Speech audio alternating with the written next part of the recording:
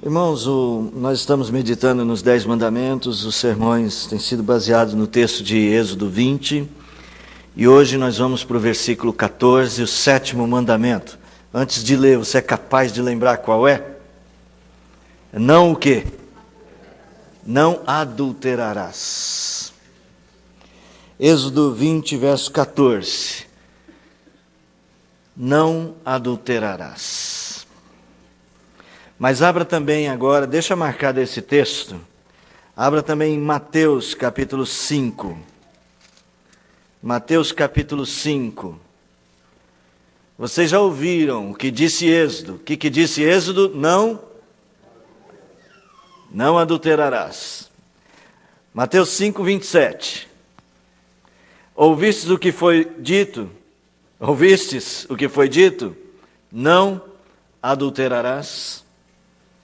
Eu, porém, vos digo, qualquer que olhar para uma mulher com intenção impura no coração, já adulterou com ela. É evidente, irmãos, que o 7º mandamento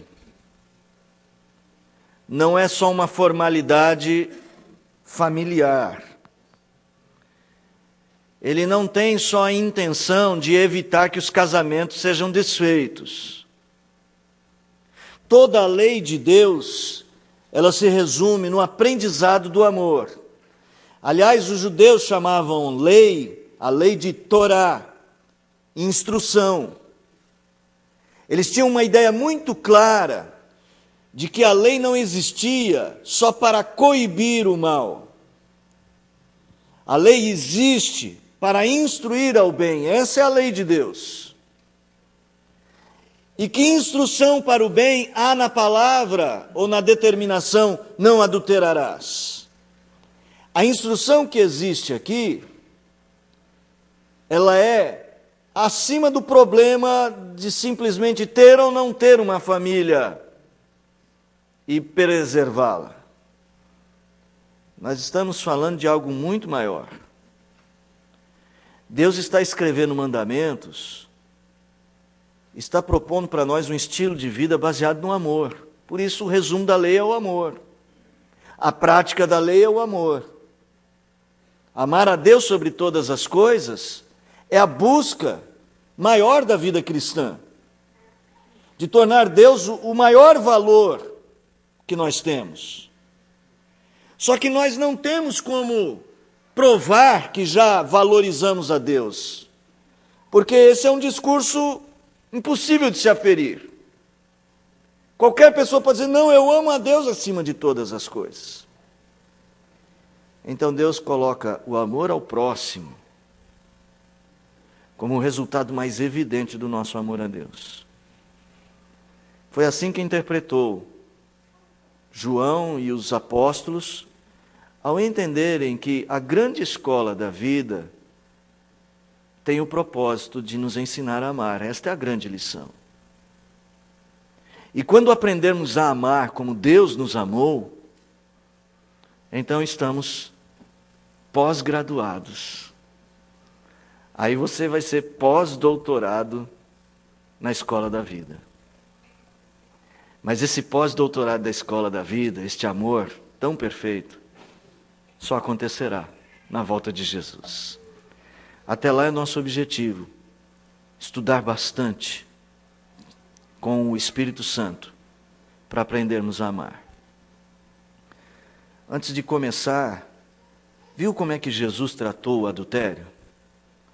Não tratou o adultério apenas como um ato físico. Jesus tratou a questão do adultério como um ato do coração. Como algo que tem a ver com intenções, intencionalidade. Jesus diz aqui, qualquer que olhar para uma mulher com intenção impura, já adulterou com ela.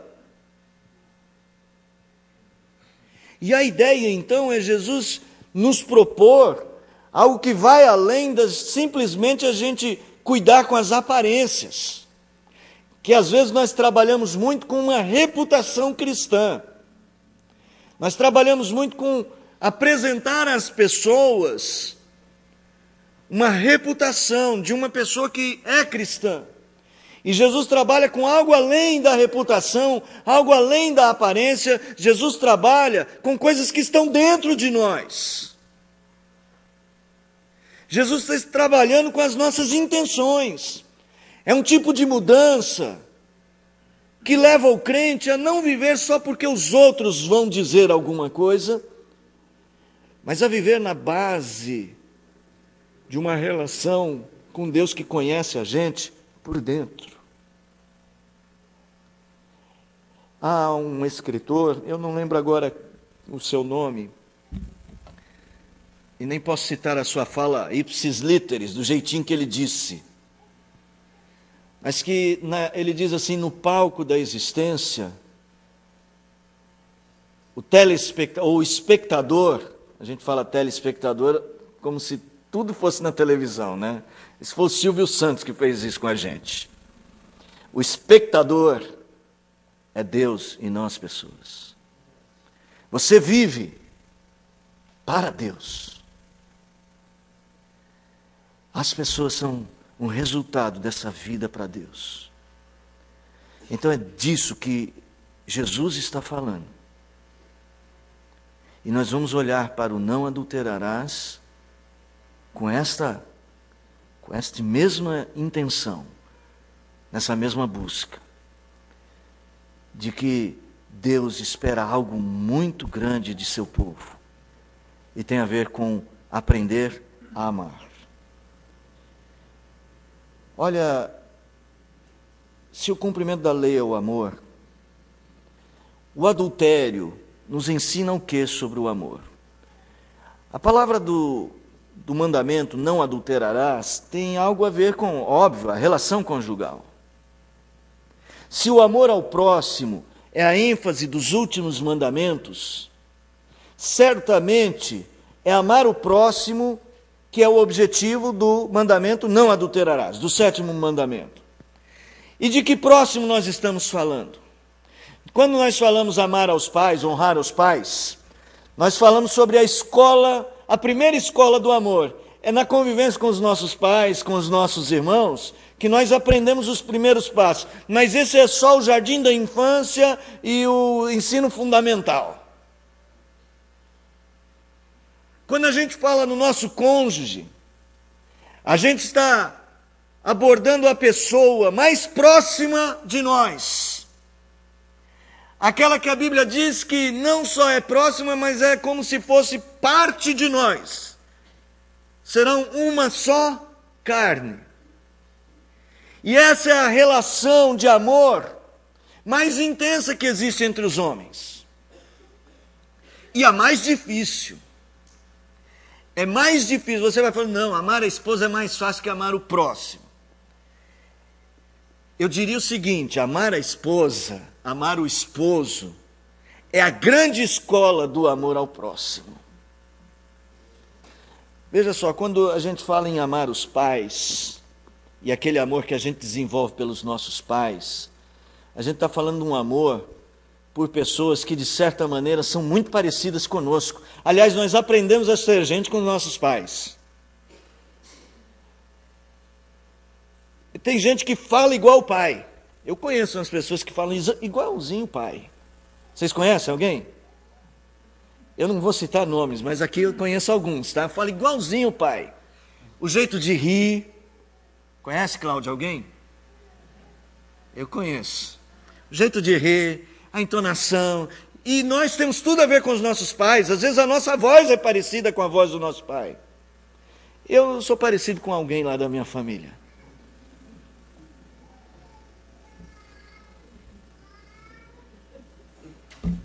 A senhora? Acho que não. Um primo distante.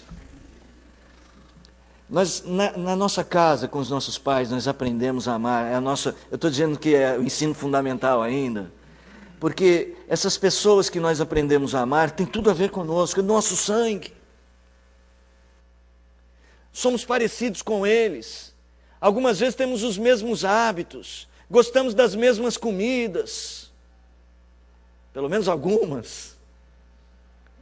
temos muita afinidade com essas pessoas, mas quando nós casamos, quando assumimos uma relação conjugal, a gente assume uma relação de amor que a Bíblia diz que tem que ser intensa, total, com uma pessoa totalmente diferente, de outra família, com outra cultura, com outros hábitos, com outros gostos. Os primeiros anos do casamento são uma verdadeira escola em que a gente vai aprendendo a amar o próximo. E aí, Deus nos coloca na situação em que aprender a amar o próximo exigirá mais de nós. O adultério é a face mais terrível da falta de amor, porque é um pecado contra a pessoa mais próxima de nós. A pessoa para quem Deus nos deu para uma relação mais intensa. Depois da transição do amor ao próximo, o amor a Deus é o passo seguinte. E se você não ama o seu cônjuge, você não pode dizer que ama a Deus. Isso é muito importante. A Bíblia diz: aquele que não ama o seu próximo não ama a Deus, é mentiroso. E amar a pessoa mais próxima de nós é básico. O adultério é um pecado que afeta as pessoas mais próximas, porque não afeta só o cônjuge. Se você tem filhos, afeta aquelas pessoas para as quais você é o professor do amor. Se você é pai, como nós vimos lá no mandamento, no 5º mandamento, você é um professor, é o primeiro professor do amor para os seus filhos. E o adultério é a primeira lição errada. Então veja a importância deste mandamento dentro desse conceito de amar as pessoas mais próximas. Então, se você está anotando, anote aí.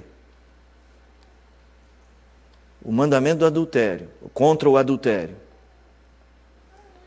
ele inibe o pecado que corrói o amor pela pessoa mais próxima. E aqueles que estão pensando, mas e se eu só pensar com intenção impura? Do que Jesus está falando? E eu quero aprofundar e dizer o seguinte: Jesus não está falando só do olhar cobiçoso, malicioso, sexualizado. Jesus está falando daquelas intenções do nosso coração, onde lá no fundo nós esquecemos, nós abandonamos o outro. Porque quando nós casamos, a nossa vida passa a ter sentido na vida do outro. Vivemos para o outro como devemos aprender a viver para os outros. Essa foi a temática da vida de Jesus. Jesus nasceu entre nós, pensando nos outros que somos nós. Ele não olhou para si mesmo. Diz a palavra de Deus que ele esvaziou-se, porque nos amou. Ele pagou o preço porque amou você. Ele olhou para você e não olhou para si mesmo. E a Bíblia diz que nós temos de aprender a vencer o egocentrismo. Este é um mandamento contra o egocentrismo. Você pecará contra a pessoa mais próxima enquanto for uma pessoa egocêntrica. E todos nós somos um pouco. Mesmo que você diga que não, tome cuidado. Comece a avaliar, porque em algumas questões nós mostramos aquilo que eu chamei outro dia de auto-amor idolátrico. Um amor por si mesmo que faz de você um Deus para você. Um objetivo de vida é satisfazer a si mesmo. Todos nós temos um pouco disso. E o casamento, irmãos, esse é o nosso segundo ponto. É uma escola que faz morrer o egocentrismo, sabiam? Se você é casado e é egocêntrico, possivelmente seu casamento vai durar pouco. Ele não vai alcançar a felicidade, porque o adultério destrói a escola do amor prático. O casamento é a escola do amor prático. E o adultério destrói isso. Quando nós nos casamos, eu já disse, nós somos colocados ao lado de uma pessoa totalmente diferente de nós. Os primeiros anos do casamento, o namoro, o noivado é um período de conhecimento, não é isso? Só que é um conhecimento ainda bem pequeno, mas quando a gente casa, a gente descobre cada coisa, né? Tem aquelas brincadeiras, a gente descobre como é que ela acorda despenteada, que a gente achava que ela vivia penteada a vida inteira. Bom, eu não posso entrar em detalhes, mas existem outras coisas que a gente descobre, e essas coisas que a gente descobre mostram uma face que a gente não conhecia. É uma escola, e aí então quando a gente casa, a gente entra mesmo na escola do aprendizado, porque até então a gente conhecia, mas não conhecia tão bem. E agora não tem jeito, eu acordo ao lado dele, eu durmo ouvindo ele, às vezes ouvindo a noite inteira aquele sussurro parecendo um trator passando na rua. Às vezes ele fala de noite, e às vezes ela também fala de noite, de dia. Nós aprendemos coisas difíceis do relacionamento. Deus nos coloca numa situação, irmãos, que ou a gente abre mão de si mesmo ou não vive junto. Quando você busca o alto amor idolátrico como a base da sua vida, então você pensa em si mesmo. Aquele relacionamento, quando não está bom, quando não está te autossatisfazendo, quando não está trazendo o que você chama de sua felicidade pessoal, é fácil abrir mão. E o adultério é uma busca de satisfação fora da escola de Deus. Se o objetivo de Deus é nos ensinar a amar como Ele nos amou, é nas lutas do casamento que nós mais aprendemos. Os primeiros anos do casamento, então, tem esse aprendizado. E quando nascem os filhos? Que agora a gente tem que aprender a amar um ao outro, suportar as dificuldades um do outro e ainda tem que dividir e dar atenção aos filhos. Quando nós abandonamos nosso cônjuge e deixamos que ele passe a não ser tão importante para nós, em detrimento de qualquer coisa, pode ser que estejamos quebrando o 7º mandamento. O nosso catecismo maior, ele é muito sério nessas perguntas. Quem não conhece os catecismos da Igreja Presbiteriana do Brasil deveria conhecê-los. A partir das perguntas de número 102 em diante, sobre os mandamentos. Nós precisamos, irmãos, identificar o nosso cônjuge como a nossa maior lição prática. E o adultério é uma fuga da escola, é fugir da escola, é tentar escapar da escola, porque nem sempre é bom estar na escola. Às vezes a escola é difícil, às vezes a escola... Os mais jovens sabem do que eu estou dizendo, né? Tem hora que é difícil ir para a aula. As minhas filhas, tem uma filha que está lutando com física. Ela ama o professor de física. Ela ora por ele todos os dias, para Deus dar um emprego melhor para ele em outra escola. Às vezes a escola é difícil, mas ela é necessária. E a melhor maneira não é fugir dela. A melhor maneira é submeter-se às aulas espinhosas da escola. É a vontade de Deus que aprendamos a amar. Amar quando Ele não é tão bom para mim. Amar quando ela não tem compreensão para com as coisas que eu faço. Amar debaixo das circunstâncias, na pobreza e na riqueza. A gente sempre começa na riqueza e na pobreza, sempre enfatizando a parte mais difícil. Na saúde e na doença. Nós devemos aprender. E nós temos um grande benefício quando nos casamos. Desculpe os solteiros. Nós casados, mesmo você que não se casou, Isso não é menor para você, mas é que nós casados ganhamos um privilégio, talvez porque nós precisássemos mais do que vocês, eu não sei os motivos de Deus. Nós ganhamos o privilégio de estar na pós-graduação do amor. E é difícil. Eu estou falando demais de pós-graduação, estou achando que tem alguma coisa freudiana aí nisso. Meus irmãos, o lar é um lugar onde nós aprendemos a conviver com a pessoa mais diferente. Casamento é isto. E a pessoa mais diferente de nós, que causa mais estresse em nós. Eu vou dizer por quê. Porque quando a gente fala das pessoas de fora, elas ficam só um tempo na nossa vida. E quando eu falo estresse, é porque exigem mais de nós. Porque é a vida toda. Nós casamos para ficar a vida toda aprendendo a amar aquela pessoa. E às vezes isso é bastante estressante. Agora, você tem que olhar pelo outro lado, que do outro lado tem uma pessoa que está se estressando com você, aprendendo a suportar você, os seus erros, aprendendo a suportar as suas manias, e aprendendo a te amar. Por isso que é bom casar com pessoas crentes, porque eles vivem a mesma perspectiva de aprenderem a amar. Vivem uma perspectiva de crescerem juntos no amor. No casamento nós aprendemos a perdoar como em nenhum outro lugar.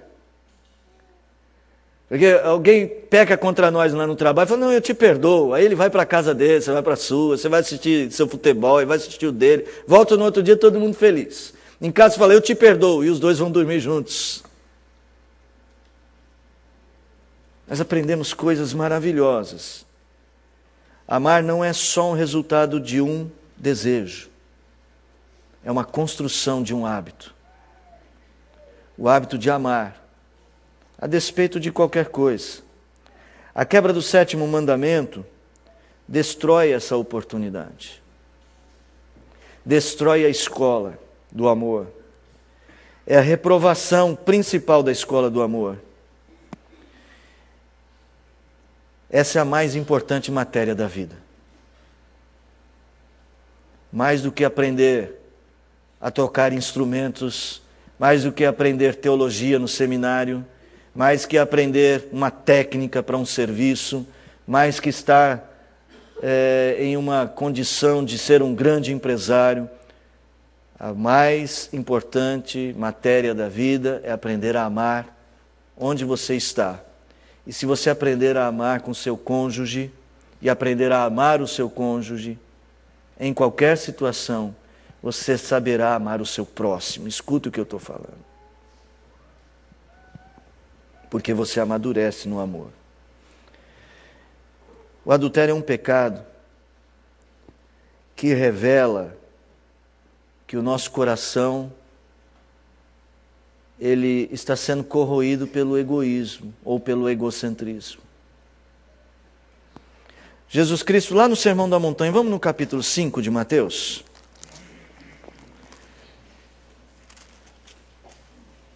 Capítulo 5 de Mateus, ou o Sermão da Montanha, 5, 6 e 7, é um dos grandes textos da Escritura. Ele apresenta o modo de vida no reino, o modo de viver que agrada a Deus. É uma exortação a cada versículo. Nós lemos os versos 27 e 28, se você perceber bem, o 29 ao 32 também tratam da questão do adultério de uma maneira diferenciada. Que tanto adulterar é pecado, quanto colocar alguém numa condição de adultério. Ou expor alguém a errar. Todas as duas coisas é ruim. Mas quando você olha todo esse texto, vai lá no verso de número 43, você vai ver que Jesus termina essa primeira parte fazendo o seguinte: ouviste o que foi dito? Amarás o teu próximo e odiarás o teu inimigo. É que Jesus está indo numa progressão. A ideia é falar do amor a Deus, mas ele vai agora enfatizar o amor ao próximo, já falou do adultério. Já tinha falado antes do amor à pessoa que está ao nosso lado, no verso 17 em diante.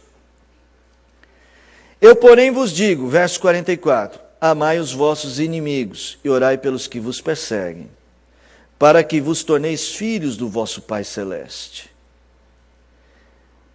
Essa expressão traz a ideia do seguinte, que você mostre que é filho do seu Pai Celeste.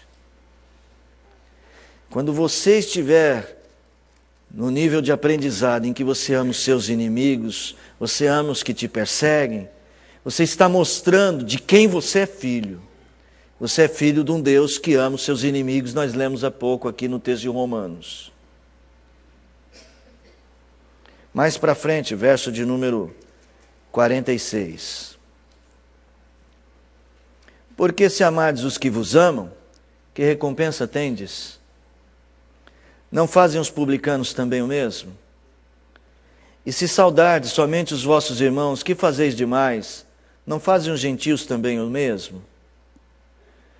A proposta de Deus é sempre um amor que vence as barreiras. Não existe nenhuma barreira que você diga, por causa disso não tem jeito de amar fulano. Portanto, sede vós perfeitos, como perfeito é o vosso Pai Celeste. Mostre que você é filho de Deus. Você não conseguirá fazer isto se você vive de forma muito intensa um alto amor idolátrico. Se você vive só para você mesmo. Então, o mandamento, o sétimo mandamento, é um dos mandamentos mais intensos que faz morrer o nosso velho homem auto-idolátrico. É um mandamento que coíbe, que denuncia. Então eu vivo a minha vida conjugal para a minha outra parte, a minha outra metade. Eu não posso viver a vida conjugal para mim. Então eu vou amadurecendo no amor. É um forte apelo de Deus para lutarmos contra o egoísmo. Quando Jesus nos chama a pensar no adultério como partindo das intenções do nosso coração, está propondo olhar com mais seriedade, com mais cuidado, com um desejo mais intenso de aprender a amar o próximo, de fazer de tudo para ser marcado como alguém que ama o outro. E então Jesus vai completar este ensino dizendo, ame os seus inimigos. Você precisa desenvolver-se nessa lição. E a vida conjugal é a escola, é a maior escola, da qual você não pode fugir, porque é um privilégio. É um privilégio estar casado para aprender a amar. Porque é estar na condição que Deus quer. É estar numa situação em que Deus vai usar as circunstâncias para fazer morrer dentro de você o seu velho homem. Então, maridos e mulheres, olhem com mais cuidado a vossa relação conjugal.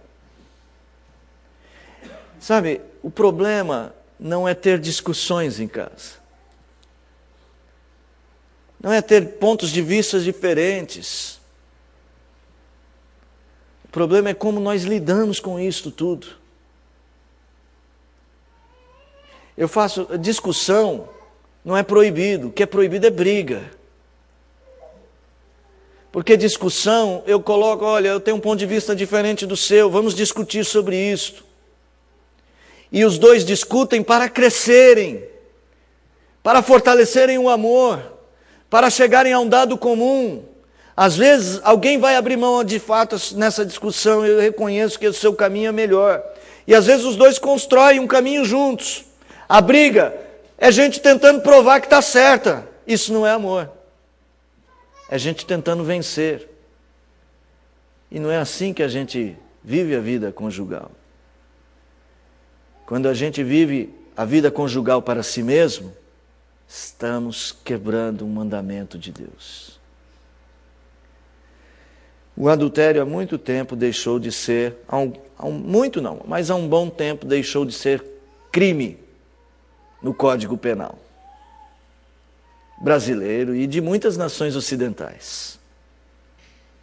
Particularmente, não acho que seja problema. Acho que nós tínhamos muita dificuldade com esta lei. O que só mostra como somos pessoas terrivelmente egoístas. Mas para nós crentes, ele continua sendo importante. Lá fora, as pessoas veem como adultério, veem o adultério como uma coisa comum, a busca da felicidade. E nós entendemos só exatamente o contrário. Nós entendemos que o adultério é fugir das condições que trazem a paz e a verdadeira felicidade. Já vou terminar seu microfone. Os que são casados sabem como é difícil. E na maior parte das vezes, a outra pessoa parece tão diferente. Depois de alguns anos, passam-se as primeiras diferenças. Mas depois, vêm outras, aparentemente sempre mais ligadas a coisas morais. Mas se nós vencemos tudo isso, nós vamos chegar numa boa velhice juntos. E aí nós estaremos pegando o diploma até que a morte nos separe. Os momentos mais difíceis são aqueles quando dá vontade de dizer: ei, eu existo. Estou aqui. Mas nós temos que continuar amando aquelas pessoas. Você tem que continuar pensando diferente. Ela existe, ele existe e precisa de mim. Irmãos e irmãs, se nós vencermos o alto amor idolátrico, estaremos preparados para agradar a Deus com a nossa vida. E o casamento é uma lição prática. Deixa eu falar algo para você. Talvez você tenha problemas no seu casamento. Talvez você tenha dificuldades dessa relação. Há momentos em que você não consegue entender o outro. Há momentos em que você não consegue se adaptar ao pensamento do outro. Aproveite essa hora. A prova está difícil. Mas volte para a palavra, estude. O Espírito Santo é o melhor ensinador prático do amor. Leia a Bíblia. Peça a iluminação do Espírito Santo. Peça palavras certas. E não seja orgulhoso. A igreja precisa investir na família. Eu estou dizendo assim, a igreja como instituição, como grupo, nós precisamos criar investimentos na família. Mas a igreja como pessoas precisa investir na família. Às vezes a gente faz aqui uma palestra para a família e você nunca vem. Não é interessante. Não é oportuno. Está na hora de algo mais especial na televisão. E você nega investir nos seus filhos e na sua família e na sua relação conjugal. Às vezes por orgulho, pelo simples orgulho. Não tenho nada que dizer sobre a minha família. Esse tipo de procedimento não te ajuda, não te abençoa, não muda a sua vida. Então, quando eu digo a igreja precisa investir, eu não estou falando da instituição criar trabalhos para a família.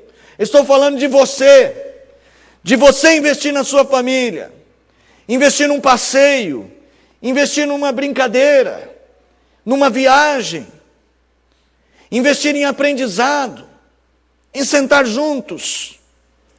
A igreja presbiteriana de Vila Formosa É uma igreja onde Deus tem colocado muito a sua bênção sobre os lares. Mas também o diabo tem semeado problemas. Nós precisamos cuidar da família. E nós casados precisamos cuidar da nossa relação conjugal. Porque é uma das grandes bênçãos do aprendizado do amor. Valorize o seu cônjuge, valorize o seu lar, lute contra a sua mente quando as intenções do coração querem te trair. O adultério não deve ser considerado apenas como a busca de outra pessoa, mas o amor e a busca desequilibrada por si mesmo dentro de casa. Não somos uma igreja de famílias perfeitas. O que nós queremos aqui é ter famílias dispostas a aprender. Quero convidar todas as famílias da igreja a usufruírem de suas oportunidades. Usufruírem das ofertas. Outro dia foi ofertado aqui um grupo de estudos sobre família. Procure. Olhando aí os jovens casais ainda não casados. Desde já invistam no crescimento do entendimento dessas coisas. Você que pretende casar, comece a conhecer sobre isto. E você que está casado há muito tempo, invista na sua família. E você que é filho, seus pais não estão aqui. Invista na vida conjugal de seus pais, com oração, nunca sendo pedra de tropeço entre eles, e abençoando a vida de seus pais, sendo ponto de união. Isso é a vida de um crente no lar. O seu lar é uma grande oportunidade, uma grande escola, e a pessoa que Deus lhe deu por cônjuge é o seu professor ou professora do amor.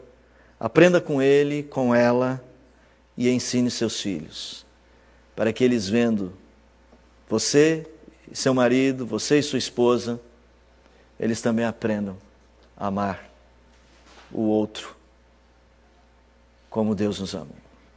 A minha oração é que as nossas famílias sejam conhecidas como famílias benditas de Deus. Amém. Para falar a verdade, nós não vamos fazer isso sozinhos. Não é só uma decisão. Nós precisamos que Deus faça essa obra no nosso lar. Só Ele pode. Essa viagem que nós fizemos lá para Ribeirão Preto, a gente estava falando sobre pastor e pastorado, e o irmão falou assim, coitado do pastor, né? E eu estava gostando da ideia. Toda vez que fala, coitado do pastor, deixa eu ouvir o que estão dizendo. Veja, o pastor não pode nem brigar com a esposa dele no domingo. Todo mundo pode. Foi você, né, Celso, que estava falando? Obrigado, Celso, pelo apoio. Pastor, se eu brigar com a Cláudia, eu falo assim, não vou na igreja hoje que eu não estou em condições. E o pastor? Eu estava ouvindo aquilo e meditando. Como que eu posso? E como que você pode vencer essa nossa inclinação tão grande para o egocentrismo? Só com a ajuda de Deus. É só Deus fazendo essa obra. Nesse sentido, é coitado de todos nós. Nós te buscamos, Senhor, e buscamos de Ti a sabedoria para esse padrão de vida que mostra que somos Teus filhos. Ajuda-nos em nossas fraquezas, nos socorra, nosso Pai. Tu sabes que somos pó, Tu sabes que temos pecado contra Ti, mas Tu nos perdoas. Restaura lares que precisam de Ti. Quebra, Senhor, orgulhos que estão afastando as pessoas. Aproxima Teus filhos, que escolhestes para aprenderem a amar. num convívio até o final da vida, para que sejam um, como Cristo é um com a igreja. Abençoe os mais jovens, para que desde já busquem no Senhor aquele ou aquela a quem darão e entregarão os melhores dias de sua existência. Sejam sábios, não precipitados.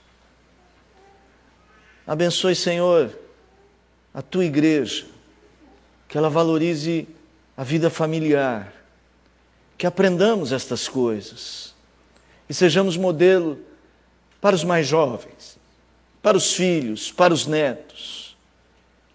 Abençoe a igreja de Vila Formosa, o encontro de casais que se aproxima, Senhor. O ministério com famílias, as propostas de abençoar famílias e toda a atividade da tua igreja, cujo propósito seja instruir e abençoar os lares. Desperta esse teu povo e desperta as próprias famílias para o investimento certo, Senhor. Abençoe a minha família, a família dos presbíteros e dos diáconos, nós líderes do teu povo. Sejamos também na vida familiar como que modelos para o teu rebanho. Corrija-nos, exorte-nos e abençoe-nos e sustente-nos, Senhor. Obrigado pelo teu povo hoje reunido e pela graça de tua palavra tão preciosa. Que a graça do nosso bom Deus, o Pai, e o amor insondável de Jesus Cristo, Deus Filho, e as ternas e eternas consolações do Deus Espírito Santo repousem sobre vós, meus amados irmãos, e sobre toda a nossa família da fé espalhada pela face da terra, hoje e todos os dias, até a volta gloriosa do nosso Senhor e Salvador Jesus Cristo. Amém.